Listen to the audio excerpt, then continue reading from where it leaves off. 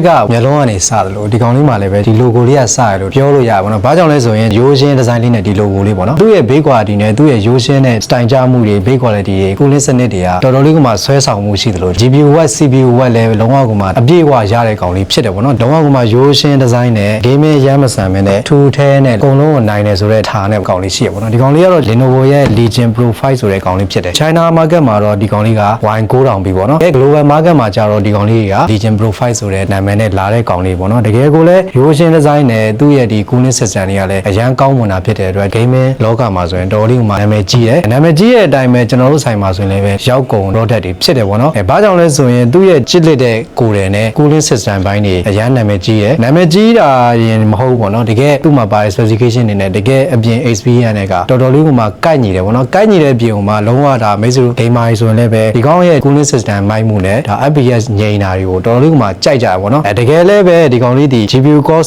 CPU core တွေကိုအပြည့်အဝကို voltage ကျွေးနိုင်တာဖြစ်တယ် watt ကျွေးနိုင်တာဖြစ်တဲ့အတွက်တော်တော်လေးကမှလည်း heavy load တွေ heavy rendering တွေ heavy gaming တွေမှာဆိုရင်တော်တော်လေးကမှလူကြိုက်များသလိုနာမည်လည်းအရန်ကြီးရပေါ့နော်။ဒီကောင်လေးမှာဘာကြောင့်လက်ရှိချိန်ထိအကြောင်းတွက်နေတယ်ဆိုရင်ဒီကောင်လေးဆိုလည်းပဲလုံးဝ update model ပေါ့နော်။ CPU ဆိုလည်းပဲ i9 14 Gen ဟိုမှာ HHC နဲ့လာတယ်အဲ့ဒါဟိုမှာ9 thread ကလည်းပဲ24 core 32 thread ရှိတာဖြစ်တဲ့အတွက်ဒီကောင်လေးဒီ i9 14 Gen ဒီလက်ရှိချိန်ထိတော့ကျန်းလုံးပဲပေါ့နော်။လက်ရှိကိုကတော့9 300 series တွေထွက်တာတောင်မှဒီ i9 14 Gen ဒီလက်ရှိချိန်ကိုကျန်းသေးပေါ့နော်။ကိုကတော့ series ကတော့ power efficient ဖြစ်မယ် performance ကောင်းမယ်ပေါ့နော်။ AI feature တွေပါတော့ဒီကောင်လေးကကြတော့ voltage တွေ watt တွေများပြီးတော့တကယ်ကို heavy ကျန်းကျင်တဲ့သူတွေအတွက်လက်ရှိချိန်ကို i9 40 Gen ကကျန်းနေစေပေါ့နော်။သူ့ရဲ့24 core 32 thread နဲ့ကလည်းပဲလက်ရှိချိန်ဒီ heavy load တွေ multitasking တွေကစားအကုန်ကိုကောင်းမွန်သေးတယ်ပြီးတော့လက်ရှိဒီကောင်လေးဒီကျွန်တော်တို့ရောင်းတာကတော့360ဝန်းကျင်နဲ့ရောင်းတာပေါ့နော်။လက်ရှိကွန်ပျူတာလောကမှာရှိတဲ့ဒီ components တွေအစိတ်ပိုင်းတွေ chip တွေကဈေးတက်လာတဲ့အမျှပေါ့နော်။သူ့မှာပါတဲ့ဒီ specification တွေအရဆိုရင်လည်းပဲ brand new ဖြစ်မယ်ပုံမှန် components တစ်ခုချင်းစီရဲ့ဈေးနှုန်းအရတွက်မယ်ဆိုရင်လုံးဝကိုမှဈေးကအရန်မြောက်တာပေါ့နော်။ဘာကြောင့်လဲဆိုရင်သူ့မှာသုံးပေးထားတာလည်းပဲ Ryzen လည်းပဲ DDR5 သုံးပေးထားတာဖြစ်တဲ့အတွက်တော်တော်လေးကိုမှ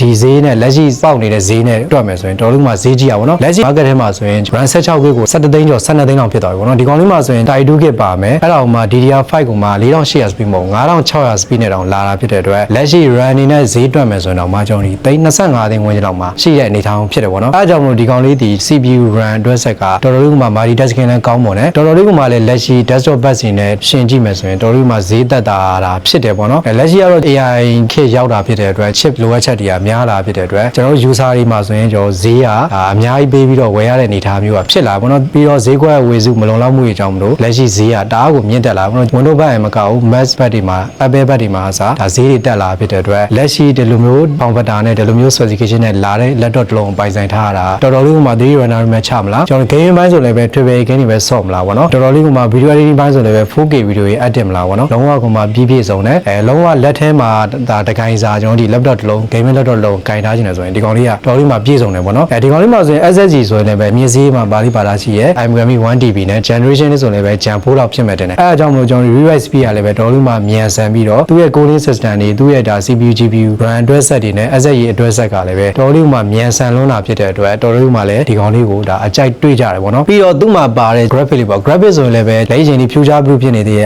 Nvidia ရဲ့ RTX 4060ကိုမှ 8GB နဲ့လာမယ်အဲ့ဒါကိုမှ GPU watt ဆိုရင်လည်းပဲသူ့ရဲ့ GPU core တွေအပြည့်အဝလောက်ဆောင်နိုင်အောင်ဆိုပြီးတော့ cooling system တွေကောင်းမွန်ထည့်ပေးထားတယ်ဒီ CPU fan တွေကစလုံးဝအကျန်းစားတွေထူထဲထဲတွေပြီးတော့ cooling pipe တွေကစကောင်းမွန်ကြမ်းတမ်းကိုထည့်ပေးထားဖြစ်တဲ့အတွက် gamer ဆိုရင်လည်းပဲ FPS ငြိမ်နေပြီးတော့တော်လေးကမှကြိုက်ကြအောင်ပေါ့နော်။ဘာကြောင့်လဲဆိုရင်သူ့ရဲ့ cooling system ကောင်းပြီးတော့ GPU core တွေက power အပြည့်အဝရတာဖြစ်တဲ့ mic တွေပေါ့နော်။ဒီကောင်လေးမှာဆိုရင် GPU watt ဆိုတဲ့140 watt နဲ့ RTX 4060ရဲ့ performance အမြင့်ဆုံးကိုရရှိမှာပေါ့နော်။ RTX 4060ချင်းရှင်တောင်မှ Legion Pro 5တို့မှာပါတဲ့4060ကပို့ပြီးတော့တောင် voltage watt တွေအပြည့်အဝရပြီးတော့ FPS ငြိမ်ပြီးတော့ပို့ပြီးတော့အပြည့်အဝခံစားရတယ်ပေါ့နော်။လုံးဝကမှ 3D runner တွေအကြီးစားတွေပြီးတော့ triple game တွေ e-sport game တွေကောင်းမွန်ကိုဆော့လို့ရတယ်ပေါ့နော်။ပြီးတော့သူ့မှာပါတဲ့ display ပေါ့ display ဆိုရင်လည်းပဲ Lenovo Legion Pro ရဲ့ display ကတော်လေးမှနာမည်ကြီးရပေါ့နော်။ဘာကြောင့်လဲဆိုရင်သူ့မှာပါတဲ့ဒီ16လက်မ display ရဲ့ပြီးတော့ refresh rate ကလည်းပဲ240 Hz တောင်ပါတာဖြစ်တဲ့အတွက် gaming ဘိုင်းတွေပုံ